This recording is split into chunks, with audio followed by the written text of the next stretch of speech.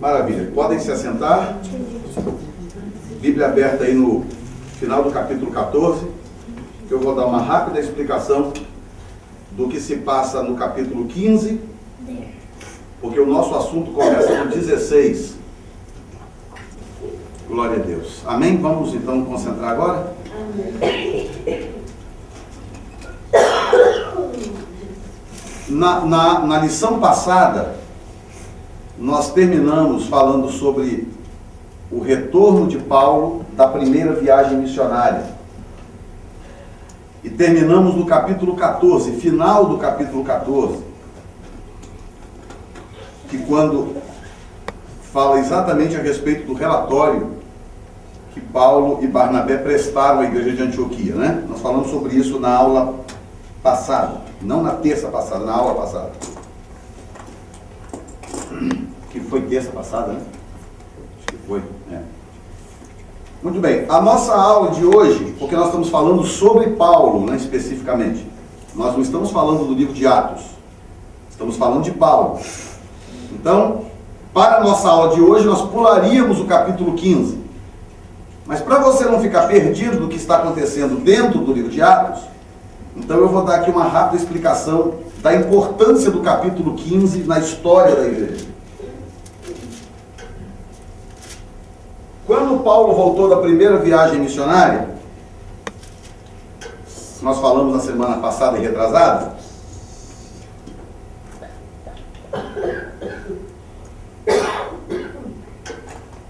o texto diz exatamente assim, e quando, verso 27 do capítulo 14, quando chegaram e reuniram a igreja, relataram quão grandes coisas Deus fizera por eles e como abriram aos gentios a porta da fé. Verso 28, e ficaram ali não pouco tempo com os discípulos, que ali era a sede deles, era a igreja deles. Agora olha o versículo 1 do capítulo 15. Então alguns que tinham descido da Judéia ensinavam assim os irmãos: se vos não circuncidardes, conforme o uso de Moisés, não podeis salvar-vos. Então aqui começa uma nova fase da história da igreja, que eu só vou dar uma explicação porque o nosso assunto é Paulo. Começa uma nova fase da história da igreja, porque nós não podemos esquecer que a igreja nasceu dentro do judaísmo, né? O judaísmo é a base da igreja, o fundamento da igreja, o pano de fundo da igreja, o berço da igreja, o fermento da igreja, o adubo da igreja, é o judaísmo. Não haveria igreja sem judaísmo. Porque a igreja, ela nasce de dentro da religião judaica, bem como os primeiros crentes da história eram judeus e o próprio Messias era judeu. Então, a igreja está profundamente comprometida com o judaísmo no seu nascimento. Então é extremamente normal que algumas confusões acontecessem, alguns mal-entendidos acontecessem. E é aí que entra então a necessidade doutrinária da igreja, de se doutrinar a igreja. Por isso que a igreja tem que ter liderança, por isso que a igreja tem que ter um princípio doutrinário. Nos nossos dias já é um pouco diferente, porque nós já estamos bem lá na frente na história.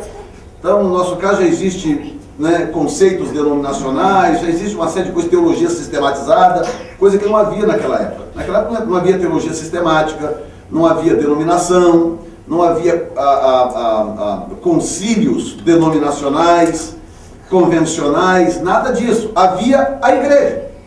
E a igreja se resumia em grupos de pessoas adorando a Deus, lavadas e remidas no sangue de Jesus, espalhadas em algum lugar, com uma diferença, que a base da igreja era judaica.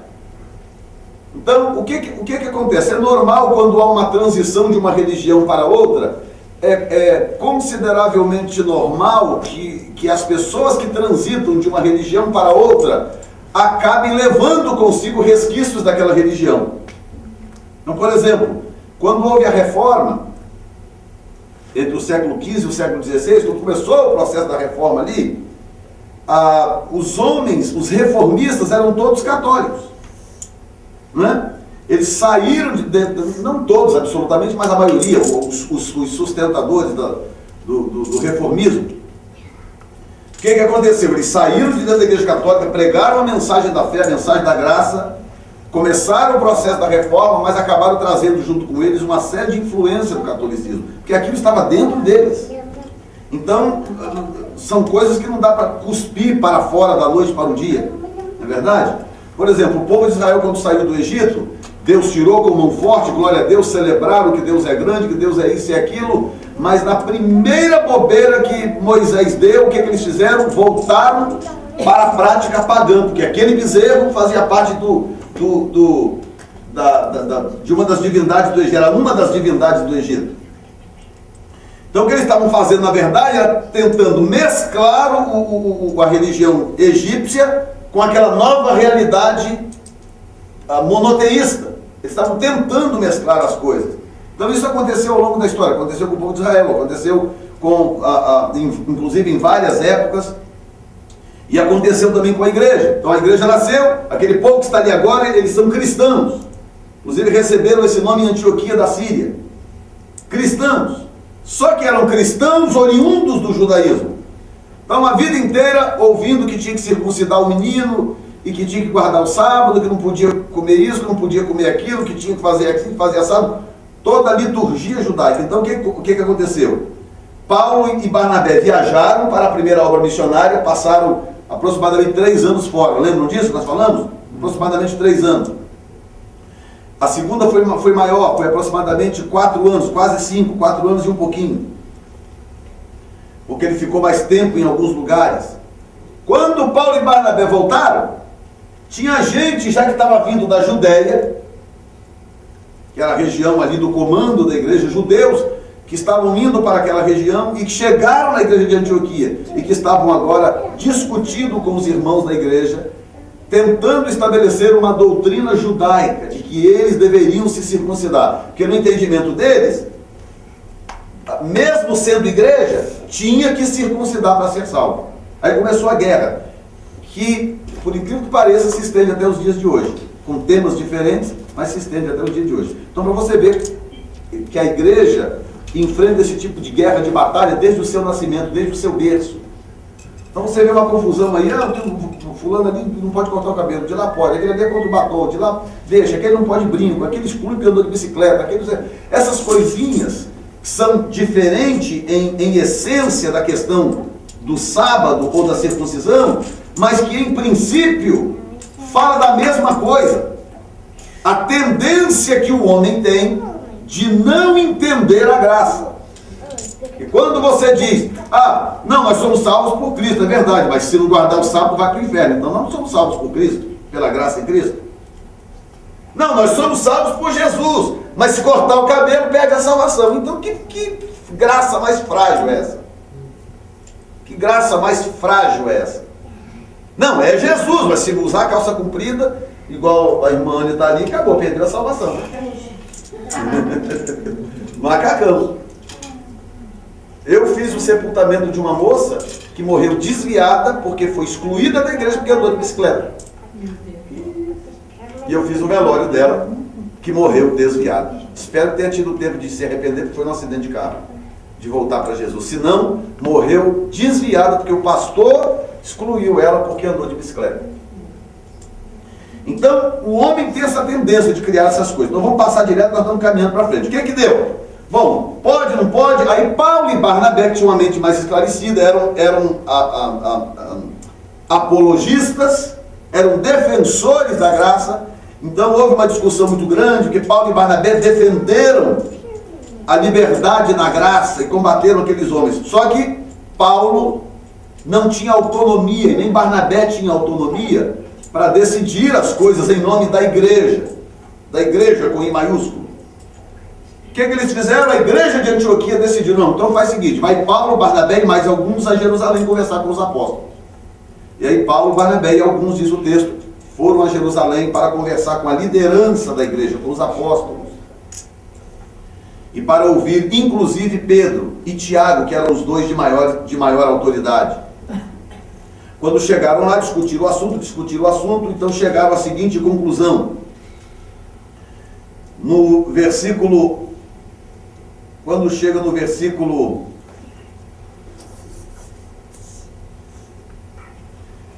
13, Tiago dá aquela palavra de sabedoria. Diga comigo, palavra de sabedoria.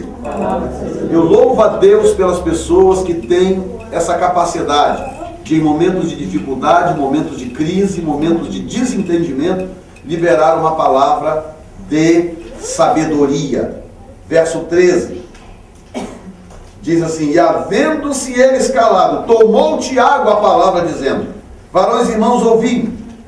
Simão relatou como primeiramente Deus visitou os gentios para tomar deles um povo para o seu nome. Com isto concordo com as palavras dos profetas, como está escrito: depois disso voltarei a reedificar o tabernáculo de Davi, que está caído, levantá-lo-ei das suas ruínas e tornarei a edificá-lo, para que o resto dos homens busque ao Senhor, e também todos os gentios sobre os quais o meu nome é invocado, diz o Senhor, que faz todas estas coisas, que são conhecidas desde toda a eternidade, pelo que julgo que não se deve perturbar aqueles dentre os gentios que se convertem a Deus. Escuta bem. Pelo que julgo que não se deve perturbar aqueles dentre os gentios que se convertem a Deus, mas escreveu-lhes que se abstenham das contaminações dos ídolos, da prostituição, do que é sufocado e do sangue. Porque Moisés, desde os tempos antigos, tem em cada cidade quem o pregue, e cada sábado é lido nas sinagogas. Então pareceu bem aos apóstolos e aos anciãos, com toda a igreja, eleger varões, dentre eles enviá-los com Paulo e Barnabé a Antioquia, a saber, Judas, chamado Barsabás, e Silas, varões distintos entre os irmãos. Se quiser abrir a salinha lá para as crianças, que eles estão brincando ali, e tudo que eles estão falando vai sair ali na vida.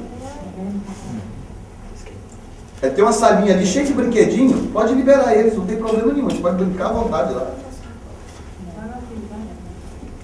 Glória a Deus.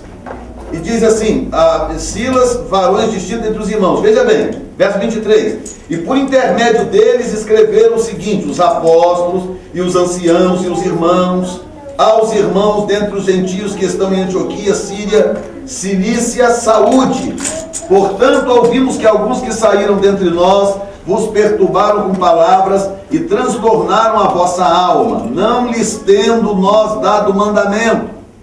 Pareceu-nos bem, reunidos, concordemente eleger alguns varões e enviá-los com os nossos amados Barnabé e Saulo, homens que já expuseram a vida pelo nome de nosso Senhor Jesus Cristo.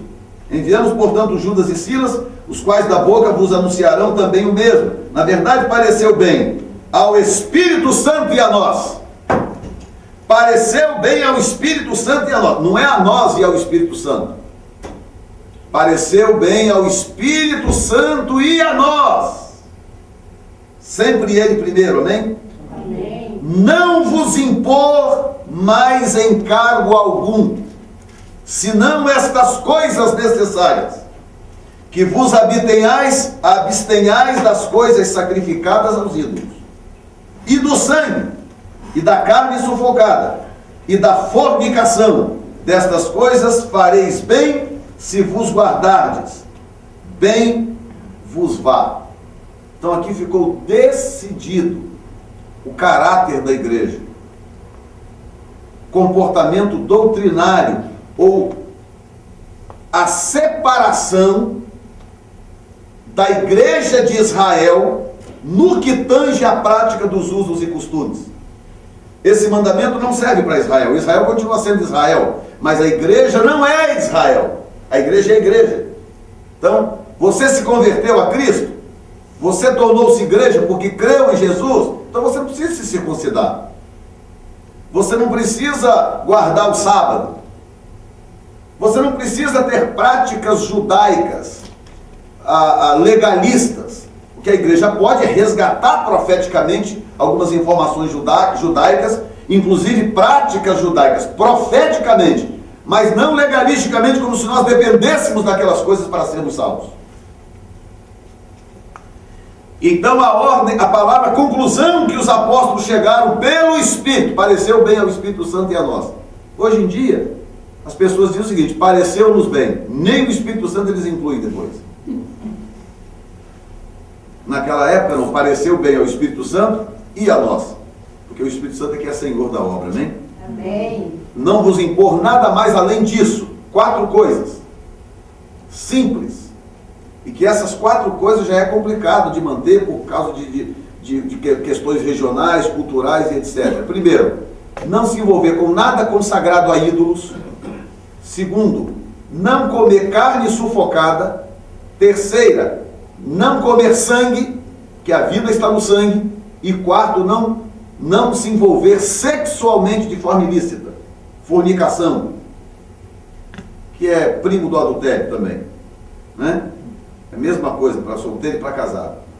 Então essas 4 coisas, é claro que dentro dessas 4 coisas, subentendido, estão algumas outras coisas necessárias. Porque Jesus também depois explicou algumas coisas importantes. Mas olha como que a graça é simples.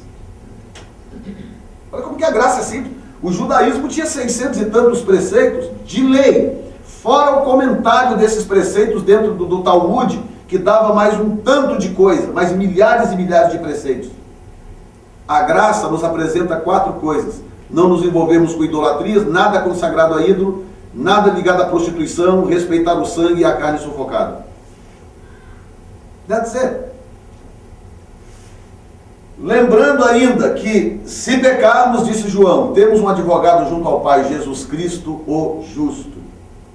Se pecarmos, nós temos já o sacrifício perfeito. Nós não temos que correr atrás de sacrifício. Nós não somos judeus, nós não somos Israel, nós somos igreja. Pela graça sois salvos, isso não vem de vós, é dom de Deus. Não vem das obras para que ninguém se glorie. Amém? Amém. Então, capítulo 15 de Atos, diga comigo bem forte, 15 de Atos. 15 de Atos. Pronto, você nunca mais vai esquecer isso.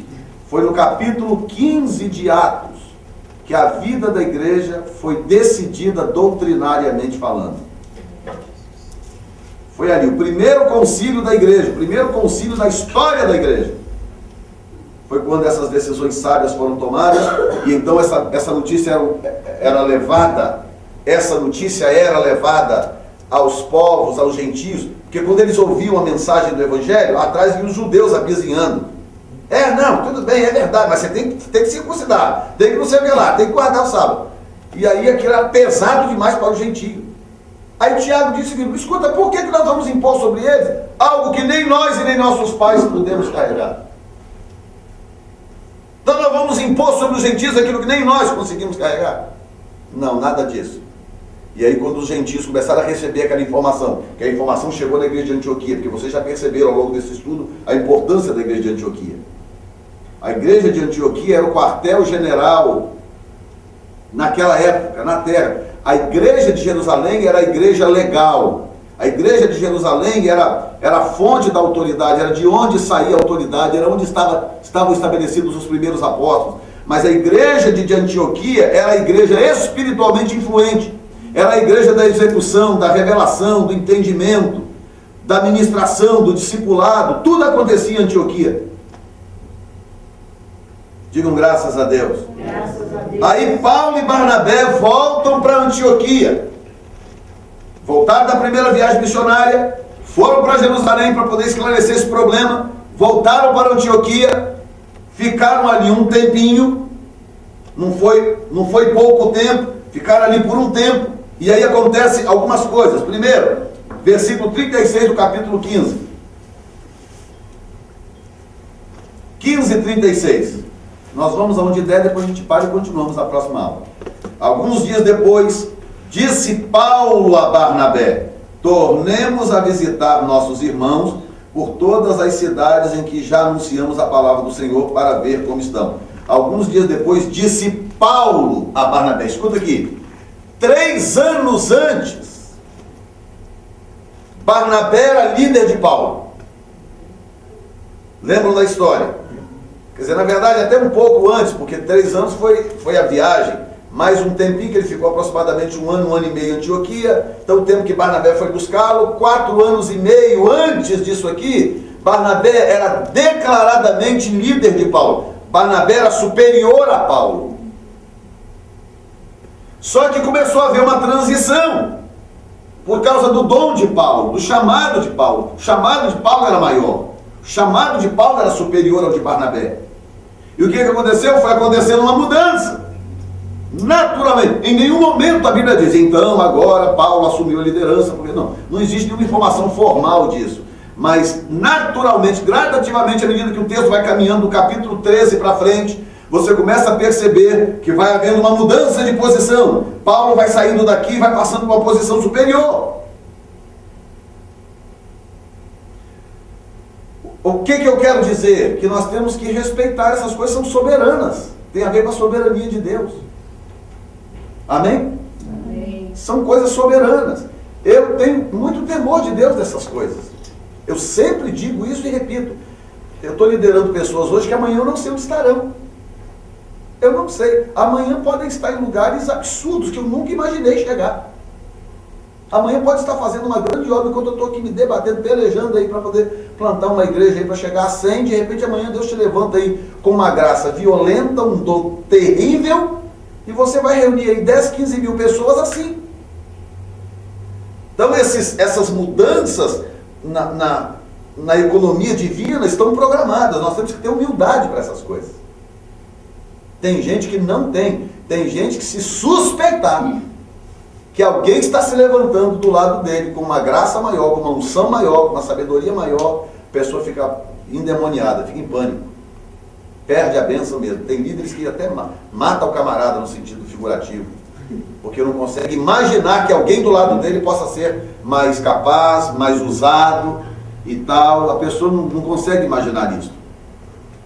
E já outros líderes, pelo menos os mais espertos, são o contrário. Pedem a Deus que, pelo amor de Pai, levanta alguém aí 10 vezes melhor do que eu.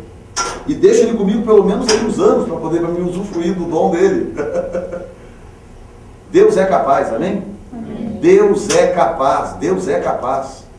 Deus pode, e Deus é soberano. Se Deus decidiu me usar apenas para preparar o abençoado do Paulo, que seja, eu vou colher meu galardão depois. Eu vou colher meu galardão, mas eu não posso tentar impedir que Paulo se levante. O chamado dele é grande, o chamado dele pode ser maior do que o meu. Agora escuta isso, verso 37. E Barnabé aconselhava que tomassem consigo a João chamado Marcos.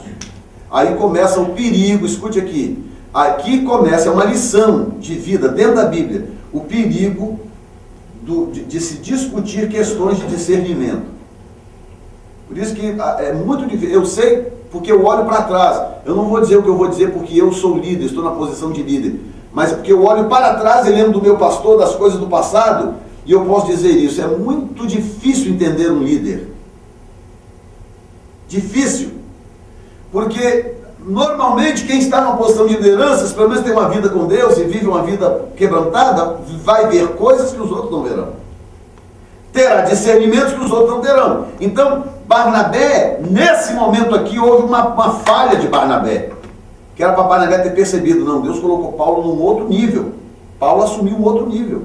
Então Barnabé começou a insistir, não, vamos levar João, chamado Marcos, vamos levar. Mas Paulo, verso 38, parecia razoável, mas a Paulo parecia razoável que não tomassem consigo aquele que desde a Panfilha, quem lembra da aula da primeira viagem, se tinha apartado deles e não os acompanhou naquela obra.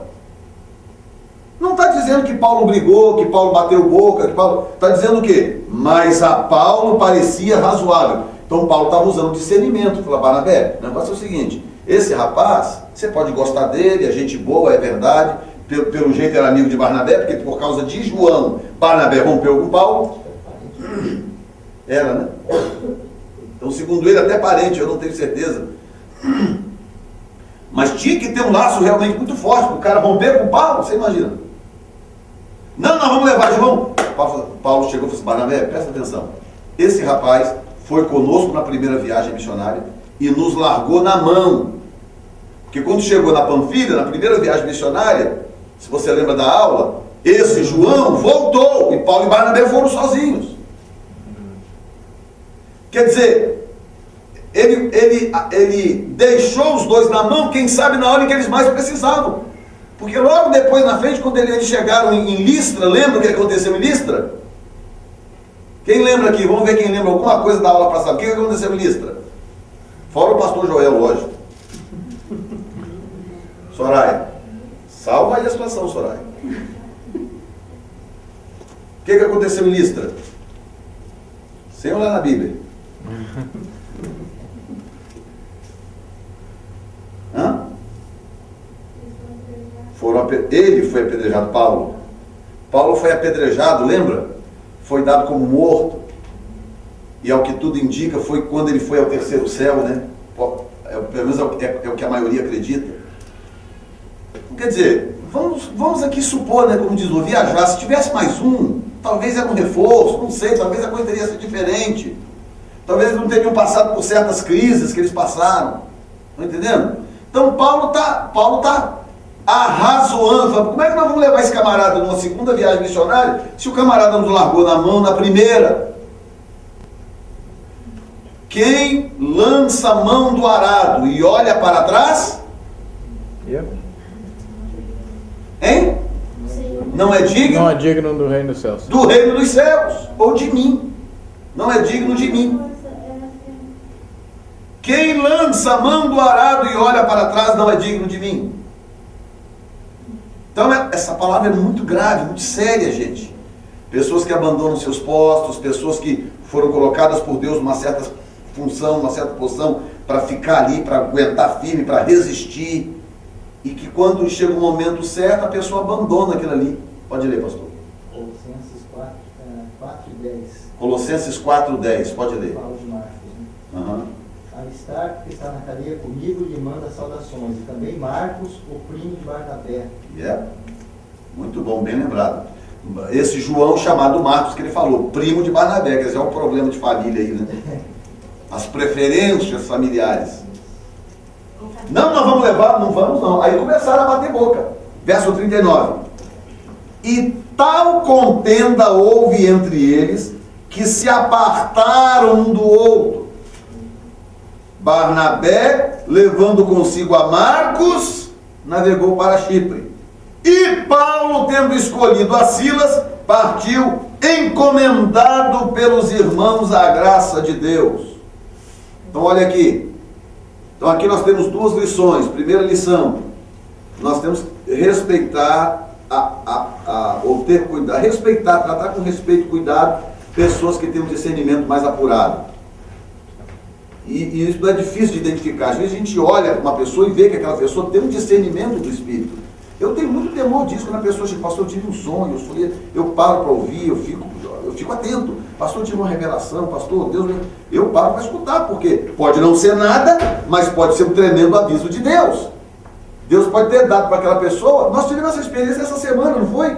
Deus usou uma pessoa que não é da igreja, de uma cidade distante, usou essa pessoa para me trazer uma resposta, que eu estou aí arranhando as paredes, buscando a Deus essa resposta há dias. E Deus usou essa pessoa que não sabe de nada, e veio a pessoa e para bem na minha lata, entregou o ouro assim, bem na minha, como diz o outro, na lata, na tampa. Quando a pessoa começou a falar, eu tomei um susto, falei, Jesus, eu estou achando, estou esperando que Deus ia trazer aquilo de uma outra forma, de uma outra maneira, eu não esperava nunca que fosse daquele jeito. Então o que acontece quando nós não respeitamos a soberania de Deus? Deus tem o direito de escolher. Deus tem direito. E tolo é aquele que não aceita isso. Deixa Deus escolher. Deus escolheu, foi Paulo, horas. Ah não, mas porque eu prefiro João, prefiro Marcos, meu primo. Então vai, meu irmão. Aí o que acontece? Verso 39, Barnabé e Marcos vão para Chipre. Agora, alguém, por favor, me conte a viagem missionária de Barnabé e Marcos. Alguém me conta aí, pelo amor de Deus. Foi para Chipre depois, visitou que cidade? Fez o quê? Orou por quem? Plantou igreja onde? Chipre era a cidade dele. Foi para casa. Então alguém me mostra algum registro de Barnabé depois do momento em que ele se apartou de Paulo. Porque a história, escuta aqui, gente, oh Deus, dá-me graça. Nós temos que discernir, no momento em que estamos vivendo, qual é a história que Deus está contando.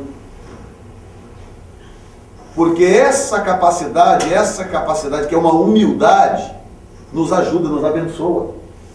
Porque eu tenho que ter, eu estou do lado desse campeão e é a história dele que Deus está contando, então eu vou ficar perto dele o máximo que eu puder. Vai chegar uma hora que Deus vai começar a contar a minha. Mas enquanto Deus estiver contando a história dele, eu tenho que ficar perto dele. É a história do favor, entendeu? A história da cobertura, da bênção. É isso é Bíblia. Isso é princípio bíblico. Barnabé não captou a mensagem. Agora você vê, Barnabé defendeu Paulo, Barnabé levou Paulo para conversar com os apóstolos, Barnabé salvou a vida de Paulo, né? Barnabé buscou Paulo em Tarso, Barnabé introduziu Paulo em Antioquia, Barnabé foi o canal da bênção, da separação ministerial de Paulo, Barnabé levou Paulo para a primeira viagem missionária. Tudo Barnabé. Barnabé que promoveu o camarada. Mas não entendeu quando Deus mudou os níveis. Ele não compreendeu aquilo. Que Deus tinha mudado os níveis. Que Deus tinha manifestado o seu projeto na vida de Paulo. Então a história que está sendo contada aqui é de Paulo. Barnabé separou de Paulo aqui no versículo 39. Eu vou ser obrigado a largar Barnabé de mão. Porque eu estou contando a história de Paulo aqui. Eu não estou contando a história de Barnabé. Estou contando a história de Paulo. Então nós vamos continuar falando sobre Paulo e Barnabé vai ficar esquecido. Quem é que entra na jogada agora? Diga comigo, Silas. Agora nós vamos começar a contar a história de Silas também. Mas não é por causa de Silas. Porque Silas entrou na história de quem estava sendo contado. Pelo fato de Silas ter cruzado a vida de Paulo, agora a história de Silas também vai ser contada. E a história de Barnabé, que tinha primazia, na verdade era para ser Barnabé. Eu não tenho nenhuma dúvida disso. Era para ser Barnabé. Barnabé deveria ter ficado até o final. Entendeu? Barnabé tudo indica que era mais velho, era um cara mais maduro, tinha um pouco mais de experiência em algumas coisas, mas ele não tinha o quilate de Paulo, ele não tinha a formação de Paulo, ele não tinha o traquejo de Paulo, ele não tinha o temperamento de Paulo, uma série de ingredientes que fazia de Paulo o evangelista do momento. Entendeu? Mas ele do lado de Paulo, a história dele seria contada, ele seria honrado até o final, porque Paulo não tinha nenhum problema em honrá-lo. Porque a gente viu aqui a história do relatório da semana passada, que Paulo não teve nenhum problema em dar relatório quando chegou na igreja. E deu um relatório para desconhecidos, porque não aparece o nome de ninguém famoso na igreja de Antioquia.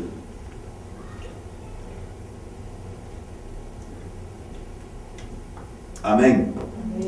É mais ou menos como se o Benihim fosse membro aqui dessa igreja, há muitos anos. E aí o Benihim volta de uma cruzada na Indonésia, todo mundo já viu na televisão, aquela maravilha, Benihim. Aí ele chega, pede a palavra num culto de domingo à noite e dá o relatório. Queria dizer aqui para o pastor Jefferson, pastor Joel, pastor Marcelo, os obreiros que eu estou vindo da Indonésia, olha, foi uma cruzada lá com 6 milhões de pessoas, Deus salvou isso, Deus salvou aquilo. Dá o relatório para quem? Para nós. Mas é um princípio espiritual. O que está em questão aqui não é o tamanho das pessoas, é o princípio espiritual. Princípio espiritual. E Barnabé, por alguma razão, ele não entendeu isso, porque ele não conseguiu separar as questões de família, que foi uma informação muito preciosa do pastor Joel. Ele não soube separar essas questões de família das questões ministeriais. E aí chegou o momento em que acabou, ele perdeu o fio da meada. Deu o lugar dele para Silas. Deu o lugar dele para Silas. E aí as histórias que nós passamos a ver a partir agora do capítulo 16, que não vai dar para contar toda a história, a gente termina na outra semana. Aí diz o seguinte, verso 40, e Paulo, tendo escolhido a Silas, diga Silas, partiu encomendado pelos irmãos à graça de Deus. Então olha aqui outro sinal tremendo. Barnabé saiu brigado, houve uma discussão lá, então Barnabé saiu brigado, meio que na carne. E Paulo não, Paulo se manteve debaixo do princípio. Irmãos, eu estou indo para a próxima obra missionária, vocês me enviam? Que esse encomendado pelos irmãos quer dizer enviado. Ele foi abençoado, reconhecido. Então ele foi para aquela viagem coberto pela igreja de Antioquia. E Barnabé tomou o rumo dele lá, como disse o pastor Joel, provavelmente eu até acredito. Foi para casa, que ele era de Chipre, é a cidade dele. Porque não diz mais nada que de Chipre ele foi para algum outro lugar. Quem está entendendo? Amém. Verso 41. E passou pela Síria, Cilícia, confirmando as igrejas. Olha aí. Então Paulo estava com o coração puro, não estava? Porque quem está com o coração contaminado, brigado, nervoso, aborrecido, não confirma ninguém. Pelo contrário, contamina os outros. Vai abrir a boca, maledicência, vai murmurar, vai falar o que não deve. Ao invés de confirmar alguém, vai amaldiçoar alguém. Entendeu? 16:1. E chegou a Derbe e Listra. Diga comigo, Listra. Listra. E eis que estava ali um certo discípulo, por nome Timóteo, filho de uma judia que era crente, mas de pai grego. Então olha só como que é bom aprender a sofrer as aflições em Cristo. Sofrer as aflições como bom soldado de Cristo. O que aconteceu em Listra mesmo, que eu já esqueci? Paulo foi apedrejado. Mataram a Paulo em Listra. Pode ler aí, todos os comentaristas, todos concordam. Paulo foi morto a pedradas em Listra. Porque os judeus, meu irmãozinho, minha irmã, os judeus eram profissionais em apedrejamento. Se eu e você apedrejar alguém, a gente mal sangra o crânio do cara. Nós não sabemos, mas judeu era mestre em apedrejamento. Gerações e gerações matando pessoas por apedrejamento. Eles eram profissionais. Assim como os romanos eram profissionais em matar por crucificação. Então, meu filho, apedrejamento era 10, 20, 30 pedradas, o cara já estava morto. Então Paulo sofreu em Listra, passou realmente muita dificuldade, e mesmo na primeira viagem missionária, quando ele voltou, ele passou por Listra de novo. Sem mágoa, diga comigo, sem mágoa, e sem ressentimento. São essas pessoas que vão marcar o reino de Deus, vão marcar a obra de Deus. Vocês sabem, por exemplo, da nossa vigília do dia 13, né? O vigilhão aqui, dia 13. Já tem vários pastores já confirmados e tudo, mas o que nós estamos fazendo, né, tendo que fazer, inclusive até com prazer, para poder ir quebrando algumas coisas, né, e juntar alguns líderes, é muito interessante. E como que o seu ato de ceder certas coisas, de abrir mão, de se desarmar, como que aquilo quebranta o outro. Impressionante a maneira como nós estamos fazendo, ligando e conversando com a pessoa e tal, convido, ofereço o programa e tal, me ofereço para ir atender um programa dele na igreja dele e tal, aquela história toda, e a pessoa fica sem graça, sem jeito, porque percebe que nós não estamos puxando sardinha para a latinha Full Revival, nós estamos puxando sardinha para a latona do reino. Amém? Nós estamos querendo trazer as almas para dentro do reino. Trazendo para dentro do reino, ganha a Full Revival, ganha a Batista Vida Nova, ganha a Presbiteriana não sei da onde, ganha a igreja do fulano, ganha a igreja do ciclano, ganha o pastor, ganha todo mundo. Mas enquanto a gente estiver lutando para proteger a nossa latinha, perde todo mundo. Não é verdade? Então Paulo não tinha essas mágoas, esses ressentimentos, nada disso. Aonde que Paulo está indo na segunda viagem missionária dele? Derbe e Listra. Era um triângulozinho, né? Derbe, Listra e Icônio. 3 cidadezinhas ficavam bem próximas uma da outra. E foram os 3 piores lugares onde ele passou mais aperto. Agora, como é bom sofrer as aflições. Foi assim que eu comecei essa fala. Porque quando ele chegou em Listra, ele conheceu um rapaz que iria influenciar a sua vida para sempre. Por ter suportado o que ele suportou em Listra, ele conheceu Timóteo. Por ter conhecido Timóteo, nós temos hoje 2 cartas preciosas na Bíblia. 1ª e 2ª Timóteo. Que na verdade é primeira e 2ª carta a Timóteo. A gente que fala de forma simples, 1º Timóteo, 2º Timóteo, não tem 2 Timóteos não. 2 cartas escritas para o mesmo rapaz, Timóteo, que foi um obreiro de Paulo, consagrado ao ministério por Paulo, provavelmente consagrado em Antioquia, imagino, seguindo esse raciocínio aqui.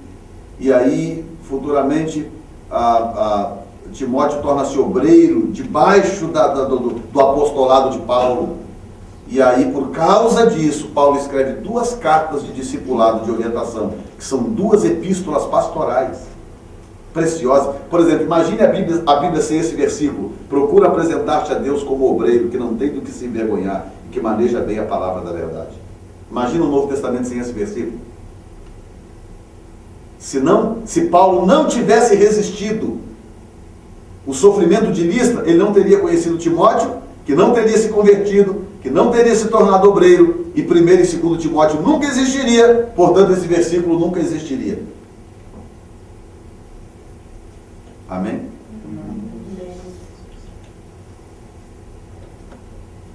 Eu não sei com que profundidade essas coisas entram no seu coração, mas eu, mesmo já tendo estudado, revisto, mas ao falar isso entra no meu coração de uma forma muito forte.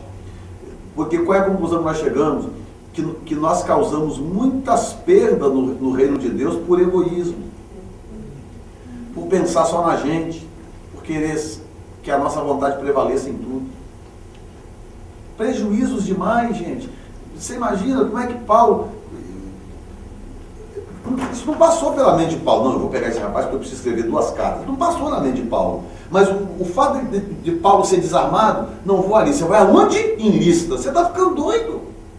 Você vai em Listra. Rapaz, é o lugar que mais te perseguiram. Ninguém gosta de você lá. Os judeus lá são todos invejosos. Eu estou indo a Listra. E foi. E chegou lá, encontrou Timóteo. Chegou a Derbe e Listra. E eis que estava ali um certo discípulo por nome Timóteo, filho de uma judia, que era crente, mas de pai grego. Por que essa judia era crente? Porque ela se converteu na primeira viagem de Paulo, lógico, do qual davam bom testemunho os irmãos que estavam em Listra e Icônio.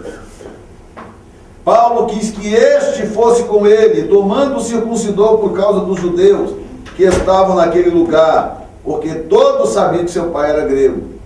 Como ele era filho de judia, ele não tinha escapatória, tinha que circuncidar. Mas para evitar escândalo, não é porque tinha que circuncidar porque era crente ou porque se converteu, mas para evitar escândalo com os judeus. E quando iam passando pelas cidades, lhes entregavam para serem observados os decretos que haviam sido estabelecidos pelos apóstolos e anciãos de Jerusalém, que foram as decisões tomadas lá no primeiro concílio que nós vimos, né? Primeiro concílio. Aí ele continua a viagem missionária, verso 6. Ele vai a Frígia, depois Galácia. Vou mostrar para você aqui o mapinha, só para você ter uma ideia, porque eu não sei o quão fresco está na sua mente o mapa mundi, né? Mas acho que dá para ver aqui, pelo menos. Eu peguei o mapa de hoje, olha isso aqui. Quem consegue ver daí mais ou menos? Consegue ver? Aqui onde está escrito Jordânia, logo em cima está Israel. Acima de Israel está Líbano e Síria. Acima da Síria está a Turquia. Então, as viagens missionárias de Paulo, na verdade, as 3 viagens missionárias de Paulo, elas se concentram dentro desse espaço aqui. A primeira viagem foi bem curta, ele só fez isso aqui, ó, fez isso aqui, ó. A segunda já foi diferente, ele fez isso, ele foi lá dentro, aqui, ó, bem no final da Turquia, já chegando na Europa, e voltou aqui, ó. Então a segunda viagem foi maior em extensão e foi maior em duração. A primeira foi de 3 anos, a segunda foi de 4 anos e pouco. Ele saiu no ano 50, voltou no ano 54, porque só em Corinto ele ficou 1 ano e meio plantando a igreja. Então, quando eu começar a ler aqui o nome das cidades, você imagina essa trajetória aqui, ó. Parte por terra, parte por mar. Mas essa é a trajetória. Em outras palavras, a coisa se concentrava dentro do que hoje é a Síria e a Turquia. Então escuta o que eu vou dizer para você, que isso aqui para mim foi a maior lição que o Espírito de Deus colocou no meu coração a respeito dessas viagens missionárias de Paulo. Que eu já ensinei no Novo Testamento, já falei sobre viagem missionária de Paulo em outras situações, já falei em seminário, mas pelo menos que eu me lembre, nunca me veio ao coração que me veio estudando esse texto para falar aqui hoje à noite. Escuta só. A revolução do cristianismo se deu dentro da Síria e da Turquia. Até falei aqui sobre na época do Apocalipse, sobre as 7 igrejas da Ásia, que estavam todas dentro da Turquia. aos pés da Cordilheira de Touro, aquela história toda. Então, a Antioquia da Síria, que era a cidade base, era uma cidade da Síria, uma igreja dentro dessa cidade. Dali saíam as viagens missionárias que se concentravam basicamente no que hoje é a Síria e a Turquia. Então, toda a história da igreja dos primeiros séculos se desenvolveram dentro da Síria e da Turquia, com o headquarters, com a base lá em Jerusalém, que isso vocês já sabem. Mas o que eu quero dizer que o Espírito de Deus falou no meu coração, que mexeu comigo fortemente? Hoje, o Líbano, porque envolve também o Líbano, a Síria e a Turquia são 100% islâmicos, 100% muçulmanos. A Síria é radical muçulmana, a Turquia é moderada, mas é 100% islâmica, muçulmana, e o Líbano, metade radical, metade moderada. O que Deus falou no meu coração? Que o diabo concentrou seus ataques, concentrou todos os seus esforços na região da terra onde a igreja foi mais impactante. Então, toda vez que a igreja é bem sucedida numa área, toda vez que a igreja realiza uma grande obra numa área, um grande avivamento, um grande mover de cura, um grande mover de evangelismo, seja o que for, e a igreja abaixa a guarda depois, o diabo virá com um contra-ataque à altura daquele mover. Porque o diabo, ele sabe que ele tem um tempo determinado, mas ele trabalha de forma ordenada. E a região do planeta Terra onde a história da igreja foi decidida, hoje não tem nem rastro da igreja. O diabo conseguiu varrer do mapa os rastros que Paulo e que a igreja deixou nessa região. Só não conseguiu varrer a história. A história está aí, a arqueologia cada dia prova uma coisa mais nova do que a outra. Glória a Deus. A história não conseguiu apagar, não. A história está sendo contada aqui hoje, nesse púlpito. Mas o rastro da igreja foi apagado. Os frutos da igreja foram apagados. Quem está entendendo? Amém. Qual seria a lógica? A lógica seria que Síria e Turquia fossem os países mais evangélicos do mundo hoje. A lógica seria isso. A lógica seria o que está acontecendo nas Ilhas Fiji, o que está acontecendo aqui a Guatemala, aqui lá, tinha que estar acontecendo na Turquia e na Síria. Todo mundo viajando o mundo inteiro para ir na Turquia e na Síria para ver o avivamento, aquelas igrejas gloriosas. Olha, eu vou num culto agora na igreja tal que Paulo fundou. Eu vou numa igreja em Derbe. Agora eu vou visitar. Não, meu irmão, não tem nada. Tem lá uns templos ortodoxos, porque na verdade esses países não são bobos. Eles sabem que essas coisas também contam para turismo. Então tem lá as ruínas, tem igrejas construídas em lugares estratégicos e tal, mas tudo pro forma, tudo figurinha para turista ver.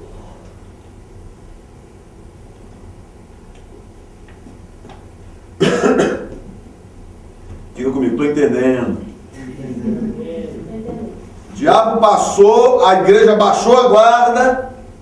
Toda vez, pelo amor de Deus, Jesus, por que não tem aqui 1000 pessoas? Toda vez que você abaixa a guarda, o diabo virá com fúria para poder apagar os rastros das suas vitórias lá de trás. Por isso que tem crente que tem uma história linda de vitória lá atrás e hoje está um bagaço. Lá no passado fez, aconteceu, que Deus usou, que não sei o que coisa tremenda, história linda, tudo lá atrás. Hoje não é nada, não está fazendo mais nada, esqueceu tudo, perdeu a fé e etc. E Paulo chegou no final da sua carreira e disse o quê? Acabei a carreira? Acabei a carreira. Guardei? A fé. A fé. Será que todos conseguem isso? Tem gente que sai na carreira e perde a fé. Deixa a fé para trás. Paulo encerrou a carreira e guardou a fé. Quer dizer, ele chegou ao final da sua carreira intacto, firme. intacto, resistente, abençoado, convicto da sua fé, das suas convicções. Digam glória a Deus. Glória a Deus. Então esta é, para você ter a ideia, né? Então sai ali da região do Oriente Médio, um pouco acima de Israel, e vai viajando, tombando para a esquerda em direção à Europa, Turquia e Europa. E versículo 16:2 diz: do qual davam bom testemunho os irmãos que estavam em Listra e Icônio. Paulo quis que esse fosse com ele, tomando circuncidou. Verso 4: e quando iam passando pelas cidades, entregavam para serem observados os decretos. Verso 5: de sorte que as igrejas eram confirmadas na fé, a cada dia cresciam em número. Verso 6: e passando pela Frígia, aí agora vai usando a sua mente, Frígia e pela província da Galácia, tudo isso aí hoje está dentro do território sírio e Turquia. A Galácia, o território antigo da Galácia está quase que 100%, 80 ou 90 e poucos por cento, esqueci agora o percentual, dentro da Turquia, e uma pontinha dentro do que hoje é a Síria. Foram impedidos pelo Espírito Santo de anunciar a palavra na Ásia. Já preguei sobre isso aqui outras vezes, então não vou entrar nos mesmos detalhes passados, a não ser algumas informações. Que o que ele queria fazer, olha aqui. Vamos ler o texto primeiro. E passando pela Frígia e pela província da Galácia, foram impedidos pelo Espírito Santo de anunciar a palavra na Ásia. E quando chegaram a Mísia, intentavam ir para a Bitínia, mas o Espírito de Jesus não lhe o permitiu. E tendo passado por Mísia, desceu a Troade.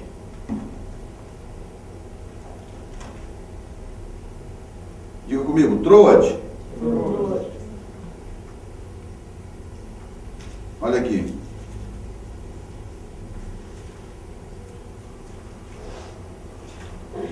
Quem consegue ver aqui? Consegue? Uhum. Então olha aqui, ó. Ele saiu de Antioquia, que naquele mapa é a Síria, e ele entra para dentro ali da Turquia, que aqui já é a região da Turquia, né? Derbe, Icônio e Listra, as 3 cidades triangulares que eu te falei. E a Bíblia diz, e ele diz que depois ele foi para Troade, mas a Bíblia diz que ele tentou ir para o lado de cá. Então eu vou voltar ao mapa agora. Ele tentou ir para o lado direito.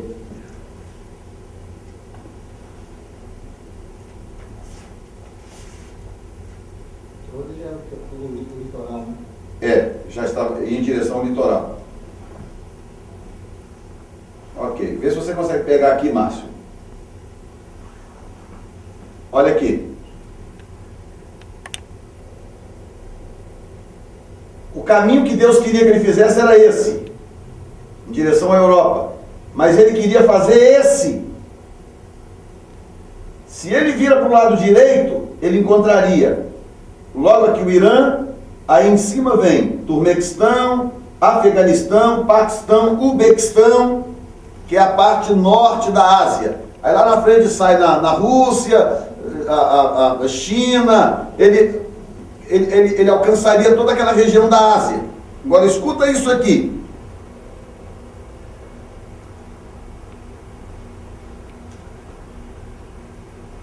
Olha só, a Ásia era o maior continente da Terra, com 8,6% da superfície planetária, ou 29,5% das terras emersas, estão fora da água.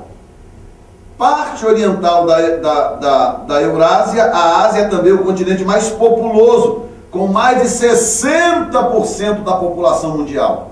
E sempre foi assim. Sempre foi assim. Localizado no hemisfério tal, blá blá blá, canal disso, canal aquilo. O que eles mostram é nitidamente, e tem nada mais, nada menos do que 2, 4, 6, 8, 10, 12, 14, 16, 16 com 16, 32, 33, 34, 36, 38, 40, 42, 44, 46, 48, 51, 52 países. E países grandes como China, como Rússia e vários outros aqui, Afeganistão, Arábia Saudita e por aí vai. Egito, Coreia do Sul, que Egito está dentro da África, na verdade. Não sei por que eles contam como parte da aliança da Eurásia, né? Apesar de ser um país da África. Mas resumindo, 29% da parte seca de terra do planeta está dentro da Ásia. Então, Paulo, como um bom evangelista, pensou o quê? Beleza, eu vou arrebentar agora, que eu vou chegar no lugar onde tem muita gente. Deus não deixou. Agora, eu estava estudando há pouco tempo atrás a história da Europa, que eu estava escrevendo um artigo sobre o Halloween, e a história da Europa foi basicamente decidida pelas tribos célticas, né, os celtas, e pelos nórdicos, que basicamente são o quê? Os celtas, as tribos independentes que formavam o povo celta, deu origem à maioria dos países ali conhecidos hoje da Europa. A Grã-Bretanha, a Gália, que hoje é a França, a Espanha, Portugal. A maioria daqueles países que hoje são países ricos, de influência na Europa, são oriundos das tribos celtas. E os países que são hoje extremamente ricos, países independentes ricos como Dinamarca, Islândia, Suíça, Suécia, são todos países nórdicos, oriundo dos povos nórdicos. Então a Europa, a riqueza da Europa, se concentra nas mãos dessas duas vertentes, que é a vertente celta e a vertente nórdica. Então escuta isso. Como que Deus raciocina de uma forma que até assusta a gente. Quem que vai pensar nessas coisas? Só alguém que conhece passado, presente e futuro. Se Paulo tivesse ido na direção da Ásia, para onde ele queria ir, ele ia alcançar quem? Ele ia alcançar os eslavos, que dariam origem depois ao que hoje são os russos, Ucrânia, Bielorrússia, aqueles países ali. Alcançaria provavelmente, quem sabe, os chineses.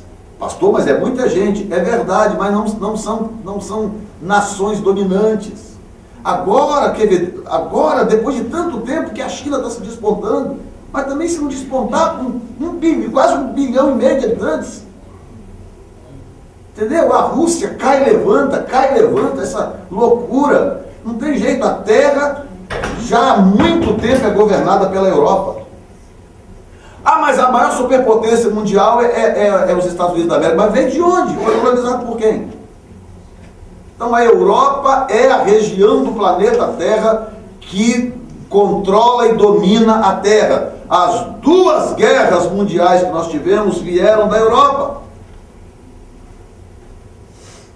Então, Paulo estava em busca dos chineses, dos eslavos, daquele povo dali, dos bálticos, mas Deus estava atrás dos celtas e dos nórdicos.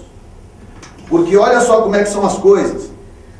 As maiores maldições que nós temos hoje no planeta Terra. Escuta isso, eu preparei um vídeo para dar para você lá. Eu fiquei assustado quando eu vi esse vídeo. As piores maldições que nós temos hoje no planeta Terra vieram dos celtas. O Halloween é oriundo dos celtas. A magia negra moderna, esse conceito de magia negra moderna, é oriunda dos celtas. E o pior, pasmem, que eu descobri agora esses dias assistindo um vídeo, que eu até gravei. A guerra entre judeu, cristão e muçulmano começou na Espanha. 1700 e pouco por ali, houve um acontecido lá numa região da Espanha, especificamente, um acontecimento que houve na região da Espanha que desencadeou essa guerra, essa animosidade contra judeus e hispanos, porque os judeus, os muçulmanos já tinham uma birrazinha com os judeus por causa da história da morte de Maomé. Mas esse incidente da Espanha, que é uma história longa que eu não vou entrar aqui porque meu tempo já acabou, na verdade, esse incidente causou essa animosidade, essa perseguição, essa coisa, essa briga de vida ou morte entre islamismo, islã, judaísmo e cristianismo. Tudo dentro da Europa. A coisa está ali. Então a coisa é toda oriunda dessas tribos. Deus queria alcançar essas tribos primeiro. Ou os descendentes, né, os descendentes dessas tribos.